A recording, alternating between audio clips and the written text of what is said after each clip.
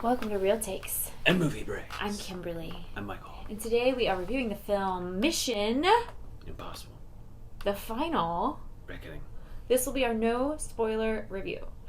So if you want spoilers, click the link in the description where we will go into more depth about what we liked and didn't like and offer insight as filmmakers and how we might change the film. This one will be no spoilers. We'll talk about what we liked, what we didn't like, and if we would recommend watching it in the theater. Do the whole review like this. Please subscribe to our channel, click that notification bell so you never miss a review, and we'll get started. Talk like this the whole time. So what I liked Tom Cruise's hair. His long hair. It worked for him at 62. Why does he have long hair in this one? I think because it's more flattering to him. And That's it. But so in the last one, he had short hair. And they were like, yeah, let's say you have long hair. Yeah, I liked, that's what I liked about the movie, his long hair.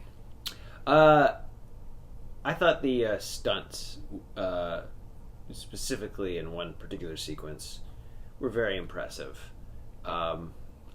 That's pretty much what I liked about the movie. Yeah. I like that he still got that sex appeal at 62. I'd still do him. What we didn't like, mostly everything else I didn't like. I didn't like the writing. It was really lazy, lame, shallow. Most of the actors were good. I guess the actors were good. They weren't great. They were good. What was the one actor I really liked? What's his name? Simon Pegg. Simon Pegg's my favorite actor in it. He did a great job. All the other actors, including Tom, I was like, okay, you're good. But I wasn't a fan of the writing. I think the writing was just an excuse to somehow get to give some reason for Tom Cruise to do these stunts just so he can say he did these stunts. Yeah. I didn't really... I mean, the action sequences were tense, and they definitely, made me feel tense, and I was engaged during the action sequences. I was fully engaged during those parts. The talking, I was laughing a lot. The cheesy dialogue and the whispering. They were whispering all their lines. Yeah, they talk everything still like this throughout the film, and not ever going above a whisper. Yeah, so I thought that the movie was very long. Very, very long. It was unnecessarily long. I'm going to be a little more fair to it just because it's a two-parter. And I think that's what's sort of lost in all of this is that there's the part one, Dead Reckoning, and then there's this one. So it works as a two-part, what do you call it? Like Kill Bill Volume 1, Kill Bill Volume 2 kind of thing. The Kill Bill movies are definitely better than this. But I thought the Dead Reckoning was much better than this one. Part one. Much better than this movie. Yeah, part because one. It was so much more active. This one sort of almost seems like it's a there's I can't remember what it's called in TV shows for filler episodes. One of the tricks is they will have a character go into a coma or something, and then they'll start having flashbacks and remembering prior episodes, and so they use clips from the prior episodes to fill out the episode.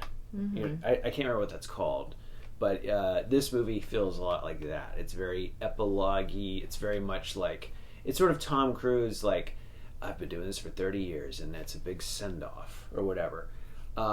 So there is sort of a self-indulgence to this movie that's just... And a lot of people are definitely hating on this one, from what I can tell. I like that he makes these movies. I enjoy his sort of bravado in that he's I can do anything kind of thing.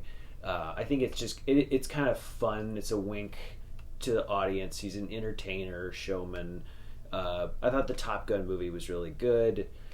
So I'd like to see him continue doing this, but I'd like to see him really work hard towards just making the best movie he possibly can. And I think now that this is out of the way, maybe he can do that a little more. Mm-hmm. That's how I feel about this movie. Okay, get this movie out of the way. There's some really amazing stunt work that's done in some of these sequences that I do think is kind of like the peak of the whole series in terms of the stunt work. So it's a mixed bag for me. You got to get through a very bloated movie to get to some interesting sequences. So yeah, I think it was way too long, and a lot was left unexplained. So the ending wasn't super satisfying, at least for me. But if you want to see Tom Cruise still looking good in his underwear, then go see the movie. I'm sorry, I should put my manners back. Yes, put your manners back down. I'm going to give this a 2.5 out of 5. I give it a 2 out of 5. I don't think it's not the worst thing out there. It's just too long. I think it's just a vanity film. If it was shorter, I think it would be. If the movie was just sort of the intro, and then you cut out like 30 minutes in the middle and cut it down, and then you had the sort of the last 35-40 minutes of it run together in a more cohesive, fun way, I think it's a 3 or 3.5 out of 5. But it's a 2.5 out of 5 for me because it's just too long. Yeah, I give it a 2 out of 5 for the reasons I said. But if you just love the Mission Impossible movies and you love Tom Cruise, you'll still like the movie. So if you're in that category, then sure, go see it in the theater. Otherwise, maybe wait till it's streaming and you can take breaks from this long movie and like get popcorn and have a fun Make sure you get your popcorn. and don't go to the bathroom when he's in his underwear. But if you're curious about our in-depth review, where we will go into more depth about why certain things worked and certain things didn't work, and how we might improve the film if given the chance as filmmakers, click the link in the description and let us know if there are any other films you would like us to review. Let us know what you think about the movie. And in the meantime, keep it real. Yeah, good takes.